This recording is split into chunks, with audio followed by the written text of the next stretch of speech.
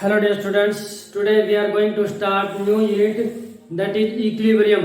तो यूनिट 7 हम स्टार्ट कर रहे हैं, तो होप आप जो है ध्यान से इसको समझेंगे। So let us start with equilibrium. Equilibrium represents the state of a process in which the properties like temperature, pressure, concentration of the system do not show any change with the passage of time. Equilibrium जो है एक state होती है किसी process की, जिस state के ऊपर टेम्परेचर, प्रेशर या कंसंट्रेशन जो है ये प्रॉपर्टी सिस्टम की वो कोई चेंज नहीं करती, यानी कि उनके अंदर कोई चेंज नहीं आता with the passage of time, time के पास होने के साथ साथ। तो उस स्टेट ऑफ प्रोसेस को हम क्या बोलते हैं? इक्विलिब्रियम कहते हैं। तो इक्विलिब्रियम जो है मेनली दो टाइप का होता है, physical equilibrium and chemical equilibrium. Physical equilibrium the equilibrium which is set up in the physical processes, जो फिजिकल स्टेट में जो चेंज होता है solid into liquid, liquid into gas. तो इस तरीके से जो फिजिकल स्टेट्स में चेंज होने वाली जो रिएक्शंस हैं उनको हम फिजिकल इक्विलिब्रियम में लेते हैं। तो फिजिकल इक्विलिब्रियम क्या होगा? If the opposing processes involve only physical change the equilibrium is called physical equilibrium.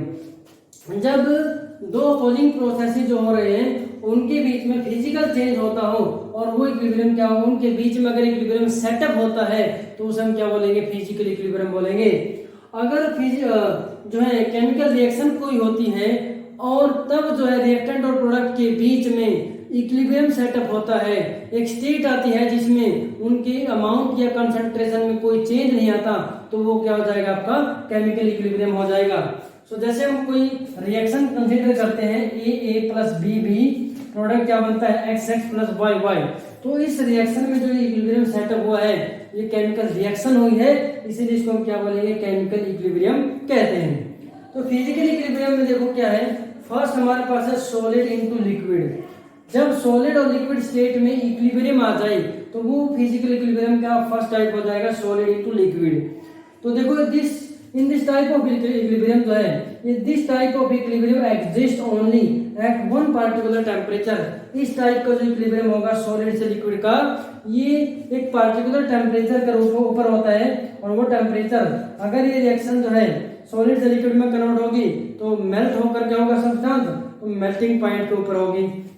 और अगर लिक्विड से सॉलिड बैक साइड में रिएक्शन हो रही है तब वो फ्रीजिंग होता है। तो ये जो पार्टिकुलर टेम्परेचर है मेल्टिंग पॉइंट या फ्रीजिंग पॉइंट, उस पार्टिकुलर टेम्परेचर के ऊपर ये इक्विलिब्रियम सेटअप होता है। तो फॉर सच इक्विलिब्रियम टेम्परेचर क्या रहता है?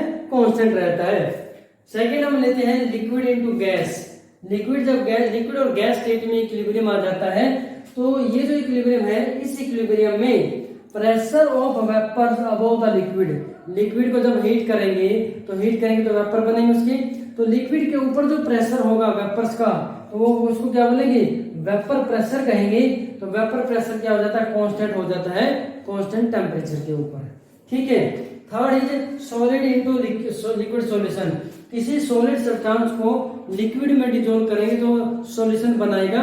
तो उस केस में ऐसे इक्विलिब्रियम में सोल्यूबिलिटी जो होती है सॉलिड सॉल्यूट की इन सॉल्यूशन वो कांस्टेंट होती है एट कांस्टेंट टेम्परेचर। और इसके अलावा एक फोर्थ होता है गैस इनटू सॉल्यूशन। कौन सा होता है? Gas into solution. फोर्थ क्या रहेगा? Gas in equilibrium with solution. Gas in equilibrium with solution. तो इस केस में क्या होगा? Mass of gas dissolve. क्या होगा? Mass of gas dissolve. ठीक है। Is in equilibrium EQUILIBRIUM is in equilibrium with equilibrium pressure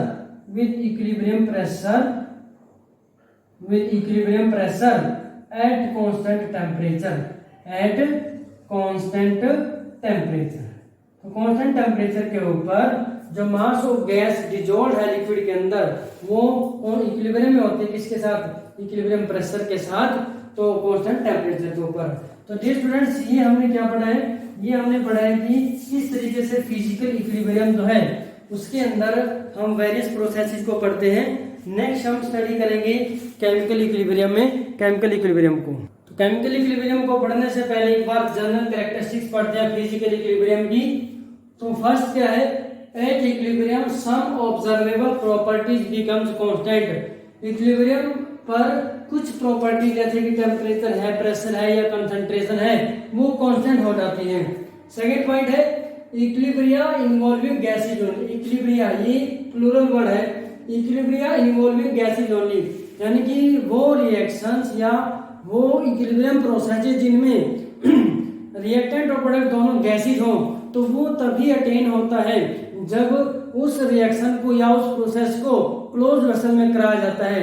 अगर हम ओपन वेसल या कंटेनर में गैसेज वाले रिएक्शंस को कराते हैं, उस केस में क्या होगा, गैसेज एस्केप हो जाती हैं और इक्विलिब्रियम सेटअप नहीं होगा। Third point, equilibrium is dynamic in nature. बहुत इंपॉर्टेंट है ये point. Equilibrium dynamic in nature का मतलब क्या होता है कि जिस टाइम पर इक्विलिब्रियम आता है, जिस पॉइंट के ऊपर इक्विलिब्रियम आता है, उस पॉइंट के ऊपर कंसंट्रेशन ऑफ रिएक्टेंट प्रोडक्ट या टेम्परेचर प्रेशर की कंडीशन वो कांस्टेंट हो जाती है, बट रिएक्शन कभी स्टॉप नहीं होती। रिएक्शन जो है वो प्रोसीड करती रहती है। रिएक्टेंट अगर प्रोडक्ट में कन्वर्ट होगा तो उस टाइम पर प्रोडक्ट वापस से रिएक्टेंट में कन्वर्ट होना शुरू हो जाता है। तो इसीलिए इक्विलिब्रियम के ऊपर कभी भी रिएक्शन स्टॉप नहीं होती, इक्विलिब्रियम पर रिएक्शन चलती रहती है। इसीलिए इक्विलिब्रियम प्रोसेस को क्या बोला गया है, डायनामिक इन नेचर बोला गया है। At equilibrium, concentration of different substances become constant at constant temperature। हम ऑलरेडी डिस्कस कर चुके हैं कि इक्विलिब्रियम के ऊपर अलग अलग सब्सटेंसेस की जो कंसंट्रेशन है वो कांस्टेंट हो जाती है, उसकी वैल्यू कांस्टेंट टेम्परेचर के ऊपर। जिस टाइम पर इक्विलिब्रियम आता है, नेक्स्ट पॉइंट में देयर एग्जिस्ट एन एक्सप्रेशन। जब इक्विलिब्रियम आ जाता है तो एक एक्सप्रेशन जो है एग्जिस्ट करता है वहां पर, इन्वॉल्विंग द कंसंट्रेशन और विच इज कांस्टेंट। वो जो एक्सप्रेशन कांस्टेंट होता है उसकी वैल्यू कांस्टेंट होती है कांस्टेंट टेम्परेचर के ऊपर। मान लो एक एग्जांपल लेते हैं, CO2 गैस किस में कन्वर्ट हो रही है, CO2 एक्वस सॉल्यूशन में कन्वर्ट हो रही है, गैस इनटू सॉल्यूशन का एग्जांपल हो गया। तो यहाँ पर जब इक्विलिब्रियम आ गया तो उस टाइम पर जो प्रोडक्ट की कंसंट्रेशन है डिवाइड बाय रिएक्टेंट की कंसंट्रेशन है, तो ये जो रेशो है इस रेशो की वैल्यू कांस्टेंट होती है। और ये जो कांस्टेंट वैल्यू होती है इसको हम क्या बोलते हैं, इक्विलिब्रियम कांस्टेंट बोलते हैं। और उस इक्विलिब्रियम कांस्टेंट की वैल्यू क्या होती है, कांस्टेंट होती है एट कांस्टेंट टेम्परेचर। क्लियर है। तो मैग्नीट्यूड ऑफ इक्विलिब्रियम कांस्टेंट, जो ये रेशो आता है वो इक्विलिब्रियम कांस्टेंट के बराबर होता है। तो उस इक्विलिब्रियम कांस्टेंट की जो मैग्नीट्यूड है, अमाउंट है, मात्रा है, वो ये रिप्रेजेंट करती है कि इक्विलिब्रियम अटेन होने से पहले कितना प्रोसेस हो चुका है, कितनी रिएक्शन हो चुकी है। तो डियर स्टूडेंट्स, ये हमने क्या पढ़ा है, फिजिकल इक्विलिब्रियम के बारे में पढ़ा, इसकी कैरेक्टरिस्टिक्स के बारे में पढ़ा। अब हम बात करते हैं केमिकल इक्विलिब्रियम की। केमिकल इक्विलिब्रियम जो है, equilibria involving chemical reactions, equilibria involving chemical processes या केमिकल रिएक्शंस। ठीक है, इसमें हम मेनली बात करें, सबसे पहले हम बात करेंगे रिवर्सिबल रिएक्शंस की। रिवर्सिबल रिएक्शंस, तो रिवर्सिबल रिएक्शन जो होती है वो रिएक्शंस होती है, दो reactions in which reactant react to give product at some certain condition. किसी सर्टेन कंडीशन के ऊपर रिएक्टेंट जो है रिएक्शन करके प्रोडक्ट बनाते हैं, and at the same condition product can form reactants as well. तो ऐसी रिएक्शंस को क्या बोला जा सकता है, रिवर्सिबल रिएक्शन कहते हैं। मींस जो फॉरवर्ड डायरेक्शन है, reaction can takes place in forward direction as well as in backward direction. तो ऐसी रिएक्शंस को हम क्या बोलते हैं, रिवर्सिबल रिएक्शंस बोलते हैं। और रिवर्सिबल रिएक्शंस में जो रिप्रेजेंटेशन जो करते हैं, जैसे मान लो A+B जो रिएक्टेंट है, इट गिव्स प्रोडक्ट C+D। तो इसको ये जो एरो है, this arrow is the equilibrium sign, sign of equilibrium, equilibrium का साइन होता है। इसको हम क्या बोलते हैं, इसको मतलब समझना इसका, यहाँ पर देखेंगे आप, इसको बोलते हैं double sided half headed arrow. दोनों साइड में है हाफ हेडेड, एक तो होता है complete headed arrow. Complete headed arrow जो होता है ये इरिवर्सिबल रिएक्शंस के लिए होता है, और ये किसके लिए होता है, रिवर्सिबल रिएक्शंस के लिए होता है। तो एक एग्जांपल लेते हैं डियर स्टूडेंट, ध्यान से सुनना। ये तो हमने बताया कि किस तरीके से रिवर्सिबल रिएक्शंस में जो है इक्विलिब्रियम का साइन लगाते हैं। एक रिएक्शन लेते हैं कि जैसे मान लो Fe आयरन है, Fe आयरन, तो एक्सप्रेशन में देखो एक ट्यूब लेंगे, ट्यूब लिया हमने इस तरीके से ट्यूब लेंगे और ट्यूब लिया, यहाँ पर ट्यूब को लेकर के यहाँ पर हमने क्या रखा है, आयरन को रखा है, Fe को रखा है, ठीक है, और इसको नीचे से हीट करना शुरू कर दिया, इसको हीट करना शुरू कर दिया और एक साइड से हमने क्या पास किया, यहाँ से हमने वाटर वेपर या स्टीम, ठीक है, वाटर वेपर या फिर स्टीम को पास किया, ठीक है। आयरन को ट्यूब के अंदर रखा है, दोनों साइड से क्लोज, ये सॉरी ओपन एंड है, और हमने इस साइड से स्टीम को पास किया, साथ में नीचे से हीट किया।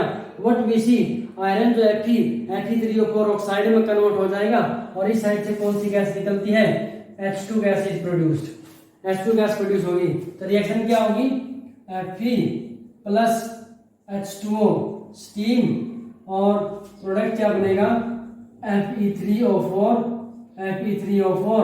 Plus H2। रिएक्शन को बैलेंस करेंगे, यहाँ पे क्या हो जाएगा, 3Fe plus 4H2O, Fe3O4 plus 4H2। तो ये जो रिएक्शन है, इस रिएक्शन में हाइड्रोजन गैस प्रोड्यूस होती है और ये देखो इरिवर्सिबल रिएक्शन है, ठीक है।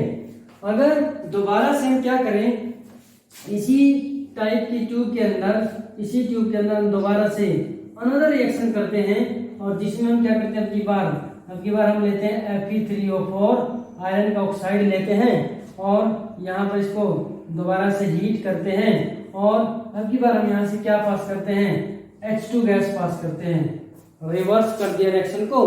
तो दोबारा से हम क्या देखेंगे, इस साइड से क्या रिलीज होगा, वाटर वेपर रिलीज होंगे और यहाँ पे प्रोडक्ट क्या बन जाएगा, आयरन बन जाएगा दोबारा से। तो रिएक्शन क्या होगी दोबारा से, Fe3O4 जो है इसमें हमने H2 को पास किया 4H2 और दोबारा से क्या प्रोडक्ट बन जाएगा, Fe3Fe और प्लस 4H2, ठीक है। तो यहाँ पर आप देखेंगे दोनों रिएक्शन रिवर्स हैं, बट ये दोनों रिएक्शन जब ओपन कंटेनर में की जाती है तो इरिवर्सिबल है। But when these two reactions are carried out in close container, जब रिएक्शन क्लोज कंटेनर में की जाएगी तो वहां पर क्या होगा, this reaction will become reversible. तो ये रिएक्शन कैसे बन जाएगी, रिवर्सिबल बन जाएगी। तब इस रिएक्शन को हम क्या से लिखेंगे, 3Fe solid plus 4H2O steam, उसके बाद इक्विलिब्रियम और यहां से क्या आएगा, Fe3O4, ठीक है, सॉलिड प्लस 4H2 गैस। तो दिस रिएक्शन बिकम्स रिवर्सिबल। तो this is the type of chemical equilibrium. और भी रिएक्शंस है बहुत सारे, जैसे कि CaCO3 है, कैल्शियम कार्बोनेट है, इसको अगर ये सॉलिड होता है, इसको अगर हम हीट करें तो क्या होगा, CaO solid plus CO2 gas, यहाँ पर भी क्या इक्विलिब्रियम आ जाता है, ठीक है। और रिएक्शन है N2 plus 3H2, N2 gas plus 3H2 gas, product क्या बनेगा, यहाँ पर बनेगा 2NH3 gas. This is also reversible reaction. उसके बाद H2 plus I2 gas plus H2 gas है, इन दोनों का रिएक्शन कराएं तो यहाँ पे क्या बनेगा, 2HI गैस। ये भी क्या है हमारे पास, रिवर्सिबल प्रोसेसेस है, ठीक है।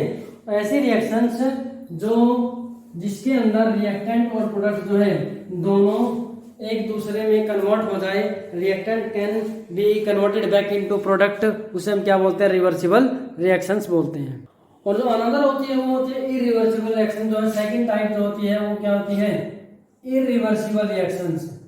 Irreversible reactions are those chemical reactions in which reactant once converted into product, then product cannot be converted back into reactants, तो उसे हम क्या बोलते हैं, इरिवर्सिबल रिएक्शंस बोलते हैं। और इरिवर्सिबल रिएक्शंस जो है उनमें रिएक्टेंट्स और प्रोडक्ट्स के बीच में जो है कंप्लीट एरो को दिखाया जाता है, रिएक्टेंट्स, और यहाँ पे क्या हो जाएगा, आपका प्रोडक्ट्स हो जाएगा, ठीक है। एग्जांपल मोस्टली जो डबल डिस्प्लेसमेंट रिएक्शन है या आयनिक रिएक्शन है, प्रेसिपिटेट फॉर्मेशन की जो रिएक्शंस हैं वो इरिवर्सिबल रिएक्शंस होती है।